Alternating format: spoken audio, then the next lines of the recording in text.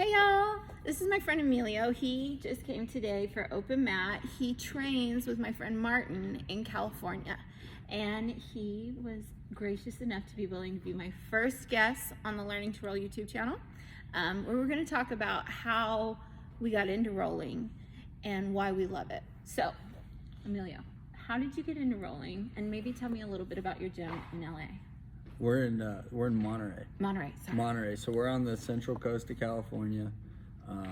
Our coach Mark trained under Tom Knox in Visalia in the Central Valley, and then moved out. So our gym started in 2016 in Monterey, and we were in a smaller space than this. It was a fitness center, and then it's grown and grown and grown. And Mark really did a good job of tapping into the military community that we have local, because we are in this weird hub of like the Defense Language Institute, Naval Postgraduate Institute, and then there's a third, the Presidio Monterey. Okay. So we have 3 military bases on the peninsula, and we're right on the coast. And are you still active duty?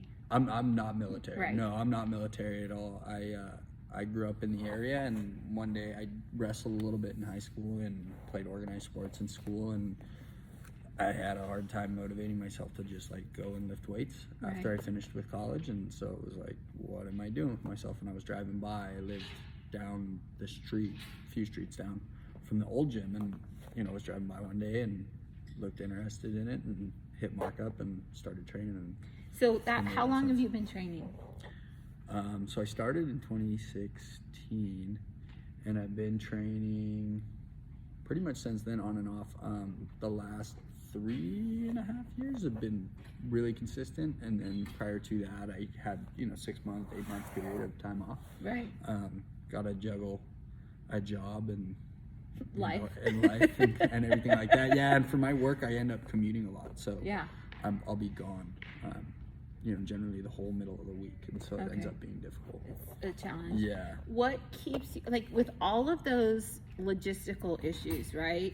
Because I think a lot of us, you get your home gym and you're comfortable in your home gym, and so trying to drop in at different gyms every day feels like it lacks the continuity.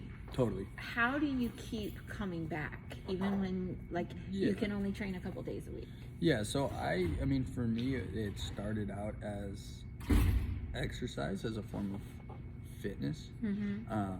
And from there, it's like I've built, I think my biggest friend group is based now out of the gym. Yeah. So, for a long time, it was like we'd train, Saturdays were the perfect example, where we'd train at 10 a.m. and train until 11:30, noon, something like that, in an open mat. And we had a brewery across the street, so we'd end up all showering, and then, you start out 2-3 people are getting a beer, then it's 5 people getting a beer, then it's 7, then you're getting lunch, then you're, watching the fights in the evenings. And so it ended up just developing a community. And so then it turns into this, back and forth. And I'm sure you've dealt with the same thing of like, not that you pick somebody in the gym that you're competitive with, but you got a group that you come up with that it's like, okay, there's 3 to 5 people that I've been training with the whole time I'm at the gym. Yeah. And kind of your white belt squad. Yeah, exactly. And so you go through together. And some guys are more committed than others, and some people have more time than others, and some people have families, and some people are lifting weights twice a day and doing that whole thing. And it was like, I think my favorite member of my white belt squad is 14. Yeah. We're the same size. Yeah. And he's the coolest kid in the world. And you're learning it all at the same time. And we're learning together. Yeah. And, I love that dynamic. I'm a 43-year-old woman rolling with a 14-year-old kid. Right. And we have a legit friendship. Yeah. Yeah. And that's been the biggest thing for me, not so much in my gym and not going in, at my gym, but when I go to a new place. Right. Being able to, because a lot of the time, how it goes, you travel by yourself, or maybe with your partner, or maybe with whomever. And so it's like you show up in a new place and you want to meet people. Right. Or you want to figure out what to do to meet people. So, going and being able to show up at a gym and roll with people, and, knowing how to roll with people in those circumstances. Now that's a different question, but knowing how to show up at a gym and roll with people, and then from there, you're connecting with people on where to eat, where to go, how to be. And we spent some time down in Argentina. I have family down there, and being able to drop into a gym, not knowing the city, And you drop into the gym, and then, you know, you get to the end of the first day of You've training. got tour guides everywhere. Shit, and they're like, hey, we've got promotions on Saturday. If you're in town, we're having a big barbecue. You should come over. We're going to train and then barbecue and have beers and this and that. And it's like, that's really nice. It's a wonderful way to plug in. Yeah, right? it's a community, and it's knowing how to show up to that. Right. Now that's a different piece, but like figuring out how to show up. Right. Drop into the gym and like roll nice. Right. Like roll kindly. I say a lot, like in jiu-jitsu, training partners and things like that gives me a whole different perspective on friendship, because we lay down, don't resist, and let our training partner learn how to cause significant damage on a human body with our body. Right. And I think, and I said, and there's got to be trust. There's so much immediate trust that even if injury happens, it wasn't done maliciously. No, it's not your fault. Like, and again, it's like knowing your partner, but 98% of the people that I roll with it's that. Yeah. You know, it's sometimes, you know, you'll catch an injury, and it happened to me the other day where I'm training with one of my good friends, and you know, we're buddies. We joke around and like got him in a weird position, and it just so happened that a rib pops, and you know, it's the same thing. I'm 27, he's I think 52. Yeah. You know, guy's made of wood, been training forever, and it's like, and it just so happened that he had an injury, and none of it was malice. You know, we get up from the mat and he's like, man, that hurts. Man, I'm sorry. And other than that, just move through it. But you know what I love too is how many times something like that will happen, and someone else at another place on the mat heard the or the whatever, and you've got a doctor, you've got a physical therapist, you've got like. There is such a wide variety. I have come in and had one of my training partners who's a physical therapist help me with a groin pull. And then walking out that night, I pointed out a ding on my car, and another training partner who's an auto body worker pounded it out for me in the parking lot. Right. You know, I love that diversity. Yeah, and it's tough to convey, because it's like everybody gets the perspective of like, oh, you guys roll around on the mats, and you know, what do you talk about when you're out, or like when you're walking around, you're kind of grabbing your knee and you're going, oh, fuck, you know, this got twisted, or I popped my elbow, or like I did an AC joint, complete accident, but like, you know, every morning I wake up and it cracks loud, and my girlfriend hears it, and it's like, I've been trying to convince her to get into the gym forever, and she's like, you're always coming back hurt, and you're this, and it's like, that's the minority occurrence. Like you rarely get hurt, and then, but the better part of it is like, you learn how to trust people, you learn how to work with people, you learn how to build confidence. And as much as it's an individual sport, your team is the only way that you're going to get better, that you're going to advance. And like our coach does a really good job of emphasizing that, like your teammates, not because you're ever going to compete in pairs, but because, you know, without them, if you hurt your teammate, you're worse off. Better. Yeah. If you're rude to your teammate, you don't have trust. You're worse off. Like as soon as you break that bond of trust in the gym, then you're worse off, because you're the pariah, you know, you're the asshole, for lack of a better word. You're the one nobody wants to roll with. Right. Yeah. So it's like, you've got to learn how to balance those things of like competition, tough physical strain, being able to break somebody's elbow and not doing it. Like, at the same time, developing the trust that you don't ever breach that. And the self-control, the self-discipline, I think, and that self-awareness of, I have them in a position that I can really hurt them. So I'm going to take it slowly and let them recognize that and give them opportunity to work, to learn, and to tap. Right. Like I love the concept of a tap in life, right? Like, sorry, reset. Yeah, you don't get it in life though. You don't, but what if we would give that to each other? Right. You know, just like you give it to anybody on the mat. Right. You know? Yeah, it'd be an interesting way to live. So what do you think keeps you coming back? The physical exercise or the emotional connection and release? So I think the physical exercise becomes kind of an addiction, where it's like, you gotta have you have to have it. You do. That has to be fulfilled somewhere. So whether it's mountain biking, coming to the gym, going surfing, that has to be fulfilled. And it just so happens that jiu-jitsu's always got the best conditions. It's like, you always show up, it's always at the same time. You don't have to worry about rain or wind or fog or cold. You show up, the gym's unlocked, you roll, Yeah. you go home. And so, you know, it ends up being my favorite, easiest, most convenient, most on-time way to get that fix. I think the camaraderie, like the friendships, and then also just the friendly competition piece of it for me, because I do end up being pretty, you know, competitive. And it's like the friendly competition keeps you coming back, because you know when you missed a day. Like I know I missed 2 weeks in December, and I come back, you know, I got stuck in Europe, and I come back and I'm like, holy crap, I'm winded, I'm tired, this guy's passing in a completely different way, like than he was 2 weeks ago. Right, gotta work that out. And so then you're training doubles or like staying after class. Right. Yeah. You start feeling more. It's both. I think it starts out as the physical, and then the deeper you get into it, it turns into like a community and a friendship thing where it's like you're coming as much for your partners as you are for yourself. Yeah, I mean, I was hospitalized in December for most of December. It's been, but for me, part of feeling like I'm coming back to the land of the living, so to speak, was even though I'm really not able to fully train yet, getting in here and doing my drills, just being around everybody again and getting that camaraderie it's huge, because I think when you break the habit and you break the ties, you miss out so much. And then, you know, you come like for me, I come wandering back in 6 weeks later, and it's like, how's everybody doing? Oh, there's new belts. There's new, you know, and you've missed out on celebrating their wins with them too. You know. Yeah, and pushing each other and growing together. Yeah. It's like, you know, and you mentioned the white belt squad, because that's what it is. It's like you grow through injuries, you know, through all different kinds of stuff together. Well, and you know how crappy you were. You know how bad you were when you started, and it's like and then you two evolve white through belts it. You hear a lot of, well, now what?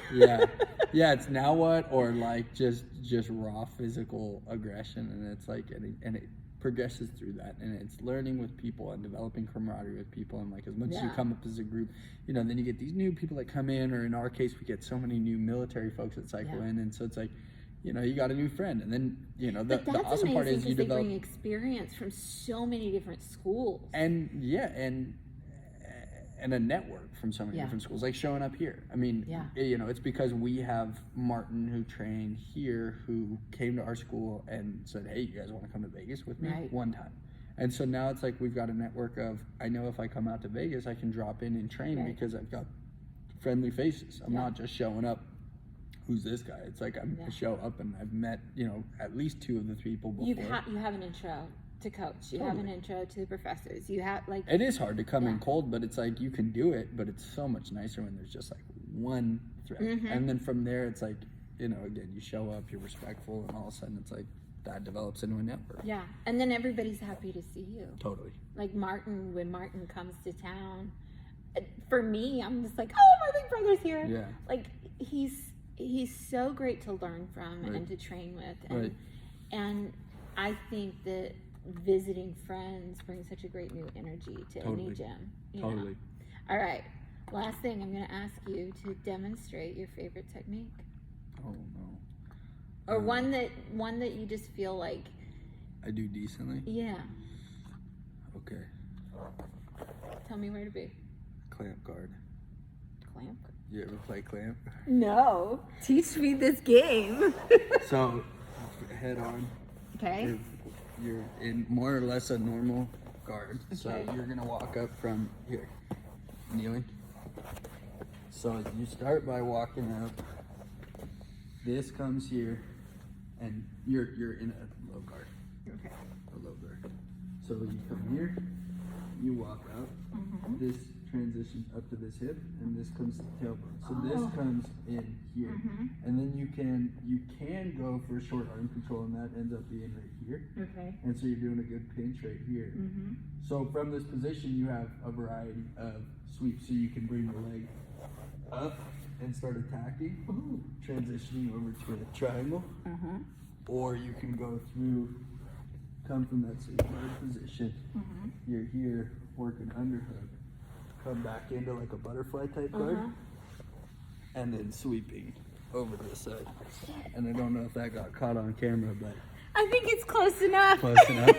Yeah, the clamp's an interesting one, and it just like worked well for my body. I haven't been playing that much of it recently, but it's like a position that, because I got longer shins, right, I can have my heel on the like upper tailbone area and be controlling a lot of the mid shoulder. I want to point out what you said there, that it works well for your body. Totally. Because do we see all of the same body? Like when you look at bodybuilders as a sport, you can spot them very quickly. Yeah, and in here, I mean, we have, like at our gym, we've got, I think the smallest guy's 120 pounds. Yeah. The biggest guy's of muscle, the biggest guy's probably 245 of built muscle. And we've got a couple people that are, you know, up closer to 300. Right. Men, women, we've got a lady that drops in from San Francisco. She comes in all the time. She's a black belt. She's easily in her 50s and comes in and smokes everybody. You know, and then you've got I love that. Yeah, and then you've got like I'm 27 and, you know, in my prime. And she still gives you a run for your money. Oh, dude, she's not. She trained under Renzo Gracie since like the 90s, and so she comes in and she'll kick your ass. And like a good thing that I've noticed in every gym that I've been to is the coach's responsibility. It seems a lot of the time is making sure that the situation's healthy, not healthy and happy, but healthy and comfortable. Levels correctly. Right, and comfortable. So it's like, and checking people when they're not in that position. I remember like when I was a fresh white belt, like you're in that like, maybe not fear mentality, but fear mentality. Like you just got smoked by a purple belt. Right. And you're on the mat. That pride mentality. Well, and then you go and you roll with somebody that's smaller than you, or you know, a male matched up with a female opponent, and it's like you've got to learn to just take 2 breaths and taper it. And it applies to everything I think in here, but also everything in life, of like, take 2 breaths, chill the fuck out, and, you know, go about what you were going to do before. You know, you can't take your round that you have with Fredson and roll it right into a round with you. You can't take that mentality. You know, it's like you've got to treat everything in its own block and everything in its own bubble. Like Fredson. If Fredson rolled with me like he rolls in competition, right. I'd be dead in 10 seconds. Right. Like there's been times, and I've posted videos where he's swept me, or he's totally taken me down and landed on me, and I've gotten up and said he pulled the landing, because otherwise he'd have broken a rib. Like he lands with pressure like nobody else I've ever felt. Right. And if everybody rolled with me like that, I'd be beaten. Broken, yeah. I would not come back. But it's a team sport. It is. And so it's everybody's responsibility to make sure that they're, you know, tapering themselves up and down. Yeah. Both. Yeah. To compete with people at all levels. Right. Well, and to, like you were saying, to be a teammate, to encourage that learning process. Right. To have somebody show up at the gym and feel comfortable. Yeah. And even if that's like you doing your best to try and walk through a position that you're maybe unsure of, or taking your time to just like say what's up, or taking your time to go in for a roll because you see that they're sitting on the side and they're visiting from a different gym, and like just like, hey, you want to have a roll, and bringing it in 40% of your energy. Right. Come in not gentle. 100%. You know, 40%, and let them figure it out, and taper up with them if they want to taper up, or maintain that pace if you need to maintain that pace. I love rolling with high belts simply because I'm starting, and I love watching a high belt roll with a lower belt, because I can watch where they'll create windows. Right. And watching that's helping me to start recognizing they're giving me a window.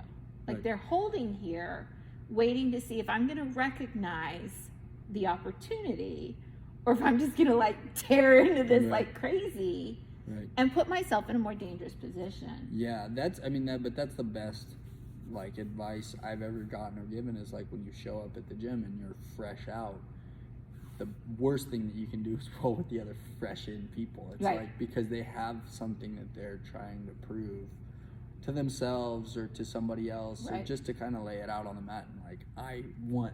You know, it's hard to come in and not lose, but you know, lose quote unquote every day for 6 months. It's really hard to do. One of the first times that I got really upset, like you know, I got scolded because it was like, well, you should have tapped. And I think the white belt squad has a harder time figuring that out initially. Like, no, especially in a training setting. Yeah, totally. Like, you gotta just drop your ego off at the door, because it's the biggest thing that gets you hurt. Yeah. Like, hurt could be not coming back, because that's hurt, you know. Or too hurt to really train. And not even physically hurt, but just like the opportunity cost of, like, you stop doing something that's probably going to end up being really fun, because it does suck for the first month. 2 months, it's all new motions, your hands hurt, your toes are raw, like, depends conditioning is happening. Yeah, and it's totally different conditioning. You build up different calluses. Like, I have calluses right here from gi grips. Like, you develop all these weird little, like, hard spots on your body, but it's like, that first month sucks because everything's new, and as soon as you get past that, as soon as you get into your 6-month mark or your 12-month mark, it's like, okay, this makes sense. Oh, when I'm here, like you're talking about recognizing windows, when I'm here, I could do this, or I should do this, or maybe instead of trying to go that way so hard, I never recognized that the easy thing is just to go there, or back out, or turn the other way. Or relax and let it go. Right. You know. Or just tap. Yeah, or just tap. And try again. So that's the advice for anybody walking onto a mat for the first time. You just got to keep showing up. Yep. Leave your ego behind. Leave your ego with your shoes. Yeah. And know that it's not malicious. No. Like, training is not malicious. You will get bruised, and that's okay. Wear it with pride. Yeah, totally. And your shins end up looking like you got beat up, but I usually wear long sleeves on a first date. Yeah, exactly. I know. I got this from a collar choke the other day, and I showed up, and somebody was like, "Why you got this weird hickey?" I'm like, "I swear to God, it's a rash." I almost wish it was a hickey. But it's like, no, I've got a rash. I've gotten mat burn on my jaw before, and like, you go to work all dressed up, and people are like, "Really?" Yeah. No, but you just keep showing up, and it gets better, and you get better, and you get more, in better physical shape, and it keeps you coming back. Like, I agree, and I think that the community, for me, is the most addictive part. Like, I love the exercise, but combining it with community makes it a whole that much better, different, especially now with everything that's going on with COVID and everything like that. It's like, you've got a place where you're tapped in to other people where they're sweating in your eye, and so it feels, that was like the one thing, because I trained through the whole pandemic. I mean, I won't lie about that, and it's like, that was the one point of, like, sanity and rational life that I had through the whole pandemic, because it's like, I can tell you, I got ringworm more times than I got COVID. But, in the last 2 years, for sure, I think I got it like 6 times. I wasn't going away, but it's like, you're sweating in people's eyes. You're trusting people to not show up sick, to not show up, ideally with no active ringworm. To be responsible. To be a good training partner. And, like, that is half of it. Like, showing up, you're showing up for yourself, but you're also got to show up for everybody else. Yeah, for sure. And I think... in November, we had a couple of kids preparing for tournament, and I was on some restrictions, but I was like, I can train with a kid. Like, I can manage that safely. And as an adult, my perspective is different to be able to help them more, but I'm also one of the smaller adults in our gym. Right. So when the kids are looking for more of a challenge, I'm a good option for that. And so to me, being a great teammate is, can I show up for them? Where can I be for them? And if someone's prepping for tournament, how do I support that? Help them help themselves get better. And I think the funny thing is, with jiu-jitsu, helping someone help themselves get better is not giving it to them. No. Is making them work for and learning yourself. Yeah, and learn. Like, it takes a lot. They'll catch you by surprise. Oh yeah. I love rolling with the kids, because they're little, but they know their jiu-jitsu. Totally. No, they're animals. Yeah. Thank you so much. Yeah, I appreciate it. Absolutely, thank you. And I'll have to come out to Monterey. Yeah, you'll have roll to come with you visit us. guys. I would love it. It's a small